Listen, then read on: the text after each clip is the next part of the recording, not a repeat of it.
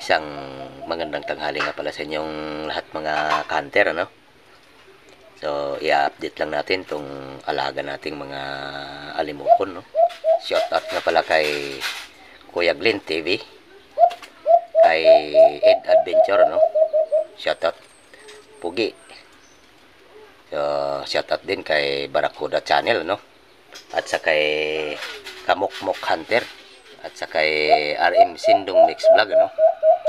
So, sa mga hindi natin naisambit na mga ka-hunter natin, ay malaman sa sunod na mga video natin ay isya-shoutout natin ng lahat na mga nagko-comment sa ating mga video, no?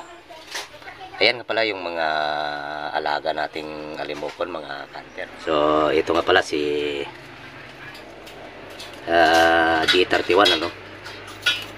So, talagang medyo may galawan na yan si D31. Yan.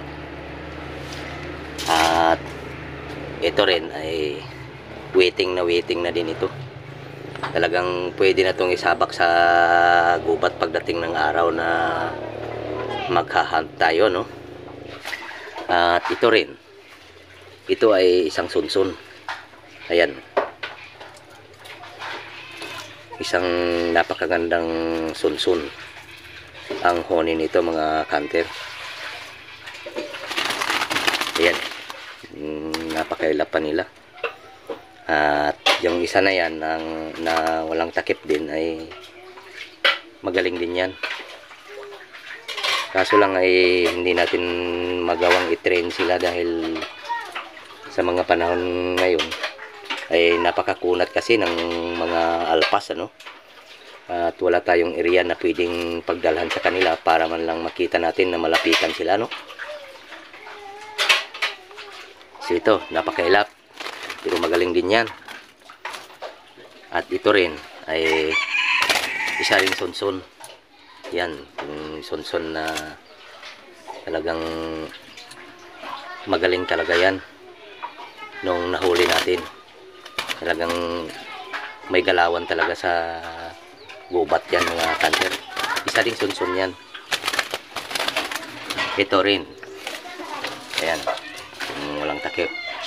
At yung isa na yan. At ito. Pawang magagaling itong mga pinili natin, mga hunter. Kaso ay hindi natin magawang ma-train lahat itong mga alaga natin ng mga alimokon, ano? Dahil ayan nga, except lang sa mga dati nating pangati ay wala pa dito. Wala pa si Uno dito at si Carbin. Pawang mga training pa lamang ito na talagang may galawan yan, mga hunter.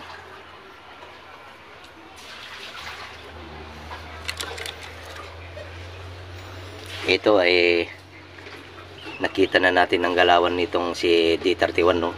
Isa ding under training yan. Yung mga alaga natin, mga hunter.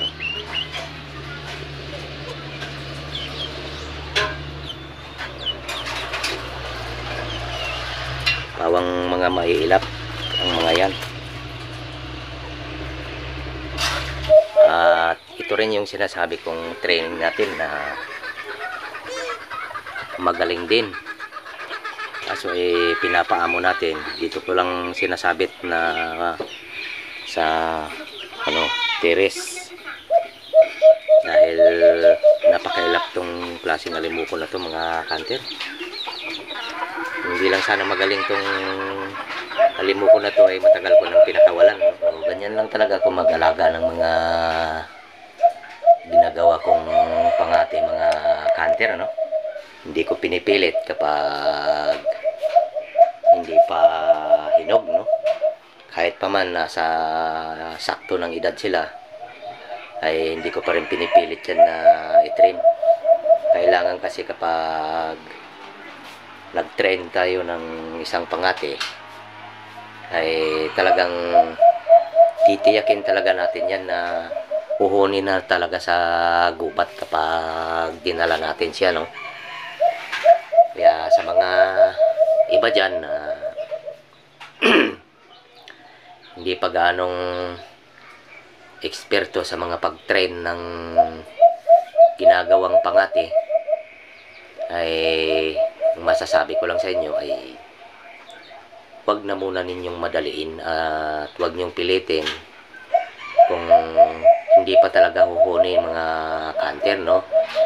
Dahil ang pag-train ng alimukon na hindi talaga basta-basta ang pagtitrain ng isang ginagawang pangati. Dahil sa mga panahong ito ay napakahirap talaga ang pag-train ng pangati dahil makukunat na masyado ang mga alpas ngayon, ano? Kaya ang ginagawa ko lang sa mga under training ko ay dyan lang sila, lagi na lang inaalagaan, pinapakain, pinapainom. At huwag nyo ring palipasan ng gutom yung mga alaga ninyo. Lalo na kung nakita ninyo na talagang napakalaki ang potensyal na magiging pangati, ano? So sayang naman kung papabayaan lang natin na nakita natin na nung nahuli natin ay magaling talaga sa gubat. So wag natin silang lipasin ng gutom. At kapag sila na ay talagang silip na talaga na pwede na talagang ikati, eh ibahin lang natin ang pagkain ng ating pangati. Hindi lang tayo nakasandal sa integratory dahil yung integratory kasi mga canter ay talagang tataba lang yan ng ating pangati kung laging integra ang pinapakain natin sa kanya o sa kanila. Kailangan kasi ang pagkain ng isang pangati ay may quality din kasi ang dapat nating ipakain sa ating pangati, mga canter. Hindi lang basta-basta makakain ng integra dahil yung integratory lalong tumataba yung ating alaga dyan sa integratory na yan. Kaya sa akin, ang pinapakain ko kapag pwede na silang ikati or pangati ay ito ang pinapakain ko sa aking mga pangati, mga canter. Yan. So malalaki pala ang mga butil nitong pinapakain ko sa aking mga under training. Basta't sila ay pwede nang i-train, ganito kalaki ang mga butil ng, nakikita ba yan, no?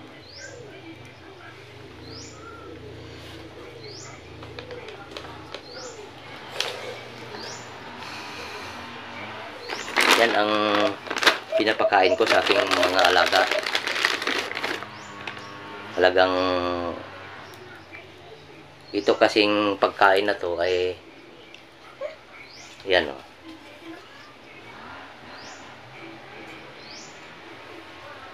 Yan.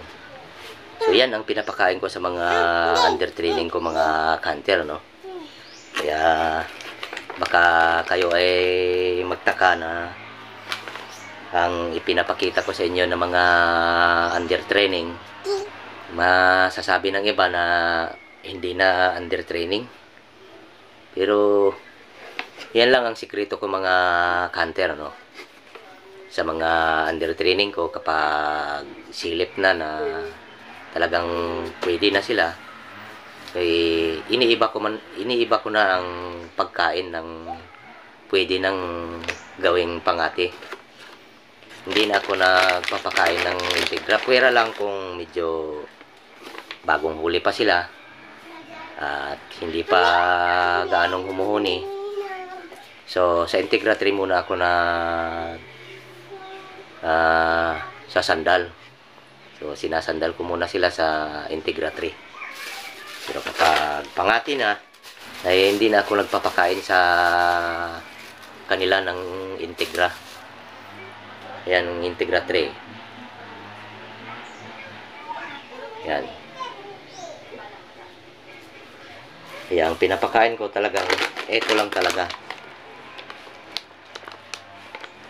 Pure na ganito ang pinapakain ko sa aking mga alaga na talagang training. Talagang medyo may galaw talaga sila kapag ganito ang laging kinakain nila dahil ito kasi ay calcium.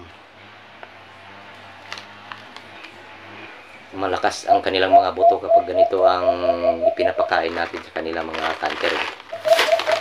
So, ayan lang muna mga canter, no?